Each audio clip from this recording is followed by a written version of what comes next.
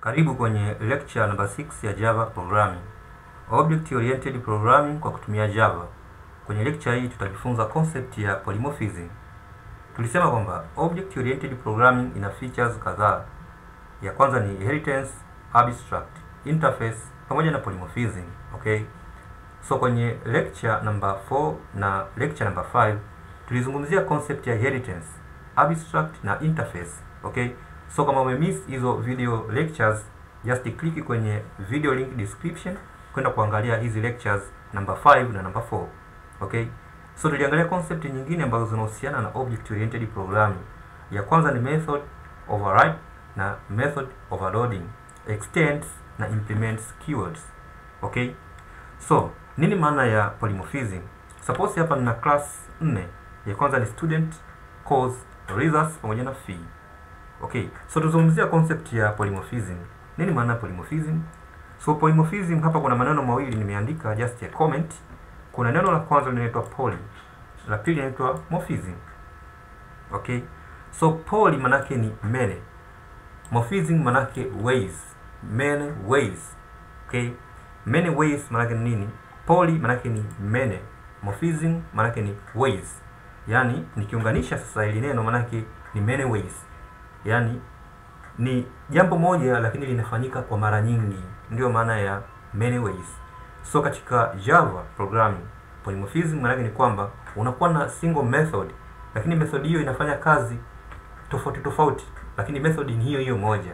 Inafanya kazi katika class tofauti tofauti, lakini method ni hiyo hiyo moja. Okay? So for example hapa natengeneza method, just naandika keyword inaitwa public void. Okay, so my method name is print, for example, name. Okay, after then na implement body namna hii. After then nakuja nafungua bracket, yani na implement hiyo method. Okay, so hapa na just kuandika variable katika hii method ambapo hizi ni parameter. Okay, so string for example name. Okay, so now hapa naandika system.out.println, then print what? Print name. Okay. Okay. So kuna concept ya inheritance. Of course inheritance ni concept ambayo tulishazungumzia. Okay. So hapa naandika keyword inaitwa extends. Extend what? Class inaitwa student. Okay. So extend students.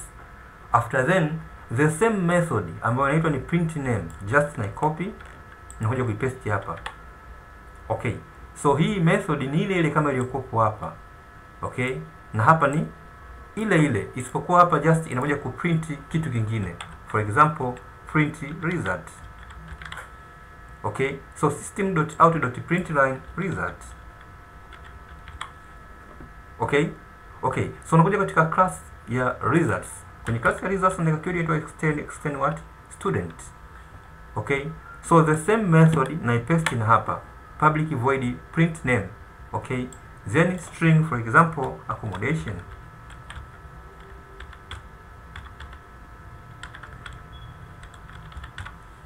Accommodation. Okay, so just spelling accommodation. Okay, then system.out.println, so hii ni variable, just kuweka a small letter, then system.out.println accommodation. Okay, so nadhani concept imefahamika kwamba a single method inaitwa print name. Katika class ya student ita print name. Okay, kwenye class ya course ita print results. Okay, kwenye class ya results ita print kwenye class ya results ita print accommodation of course.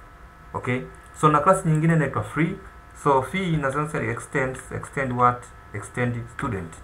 Then nakuja kuiduplicate method ile ile. Okay, so hapa just naandika for example a string status.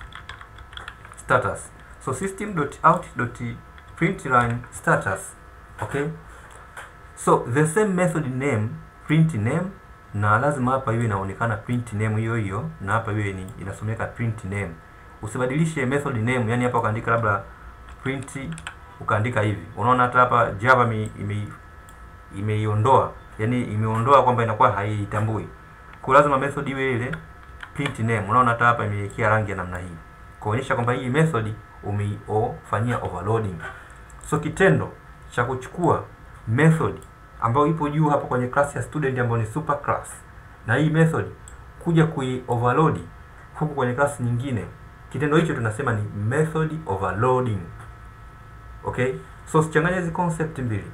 Kuna method overriding, hii tulishaizungumzia kwenye lecture number 5 na lecture number 4. Override maana yake una implement method iliyotoka kwenye class nyingine, na ni lazima uimplement, sababu inawezekana method hiyo ni abstract method, unafanya method override.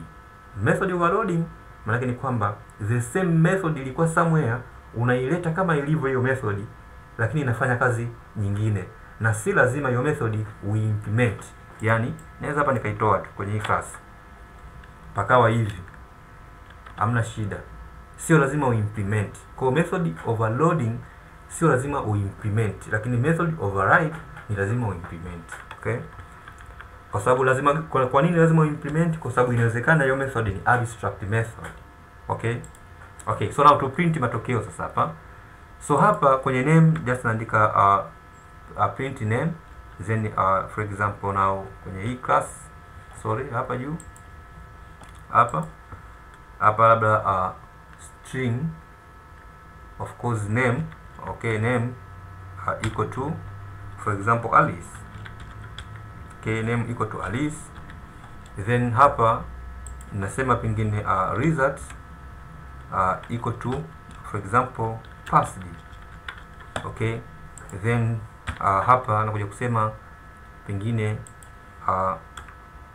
string accommodation, so accommodation equal to for example block 1, yani accommodation room. Okay, then hapa hii ni status, nakuja kusema now status equal to fee now completed.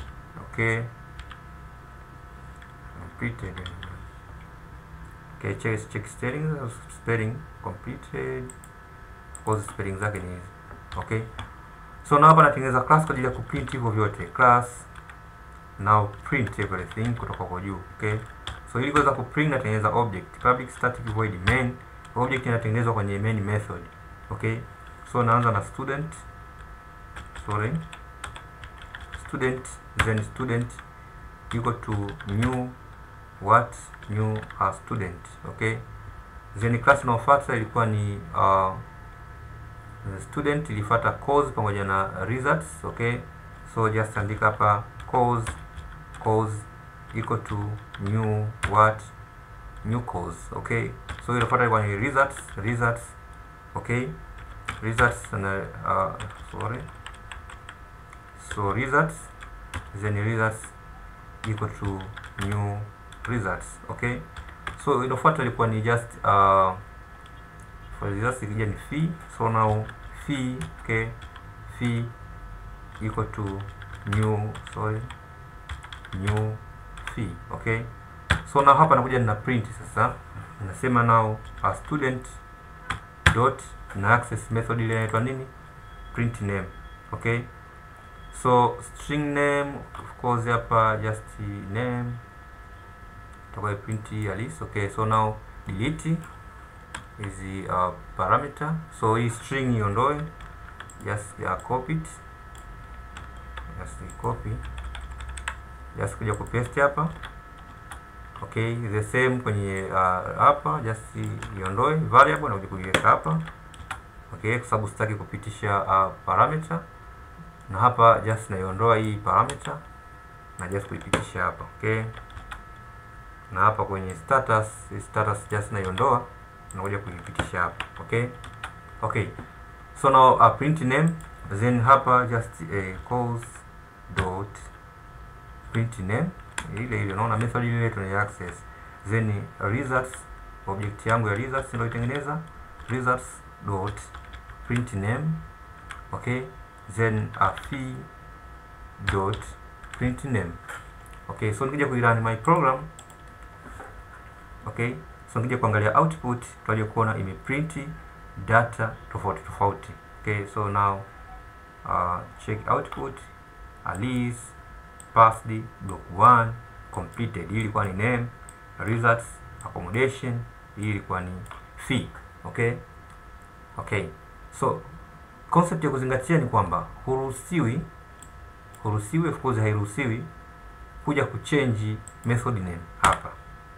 Hii hapa of course huku itakuwa ni method ambayo haitambuliki, lakini pia just undo, lakini pia hairuhusiwi kubadilisha data type. Yani hapa nikaja nikasema labda hii ni double, of course labda nikasema hii ni double, so double results equal to for example 3.0 and just nikaja terminate.